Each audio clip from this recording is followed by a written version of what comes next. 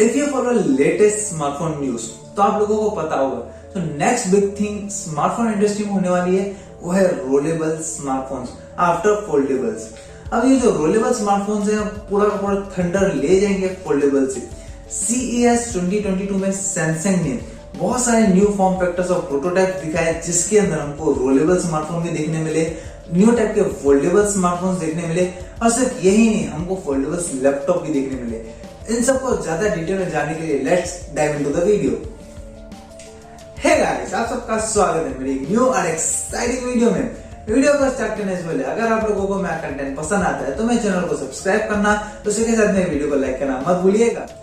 Foldable smartphone अब तक commercialise हो चुके हैं और उसको जो प्रॉपर्ली कर पाए हैं वो एक ही कंपनी है, वो है सैमसंग। सैमसंग के अलावा जो दूसरी कंपनी है जो थोड़ा बहुत इनको कमर्शियलाइज करने का ट्राई कर रही थी वो थी मोटोरोला, लेकिन उनके स्मार्टफोन ज्यादा बिके नहीं और उनका जो फॉर्म फैक्टर था वो सैमसंग जितना प्रैक्टिकल नहीं था।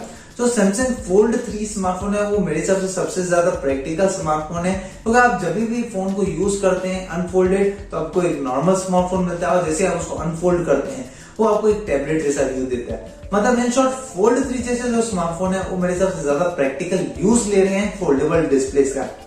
अब इसके अंदर जो नेक्स्ट बिग स्टेप आने वाला है मेरे हिसाब से जो सैमसंग ही लाएगा एक कंज्यूमर लेवल तक, वो है रोलेबल स्मार्टफोन्स।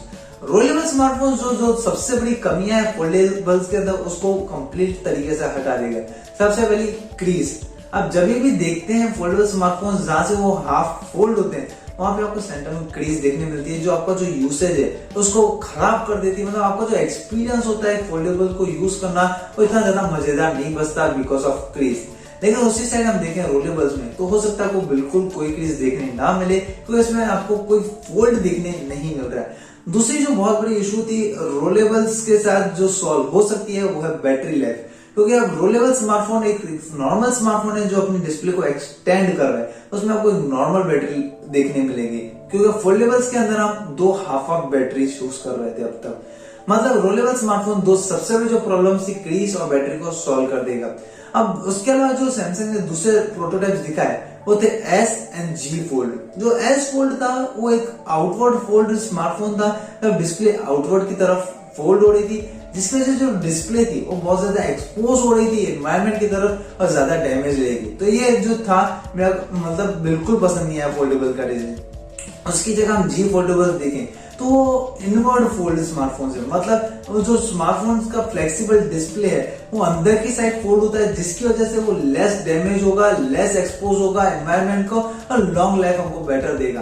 तो मेरे हिसाब से ये थोड़ा ज्यादा प्रैक्टिकल डिजाइन हो जाता है ऑन द सेफ्टी साइड। लेकिन आपको कौन सा पसंद है नीचे कमेंट जरूर करिएगा। अब मैं बात करूं तो जो स्मार्टफोन्स थे उसके अलावा सैमसंग ने लैपटॉप भी दिखाए जिसको उन्होंने फोल्डेबल नोट का।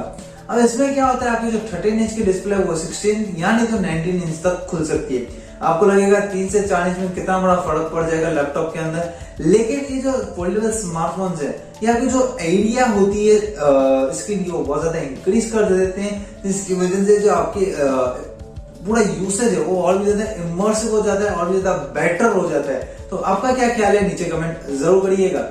मेरा ये वीडियो जरूर शेयर करिएगा अपने फ्रेंड्स एंड फैमिलीज के साथ ताकि उनको भी पता चले स्मार्टफोन इंडस्ट्री के अंदर लेटेस्ट क्या हो रहा है, कौन सी न्यू टेक्नोलॉजीज आ रही है। नेक्स्ट वीडियो तक के लिए बाय बाय, जय हिंद, वंदे मातरम।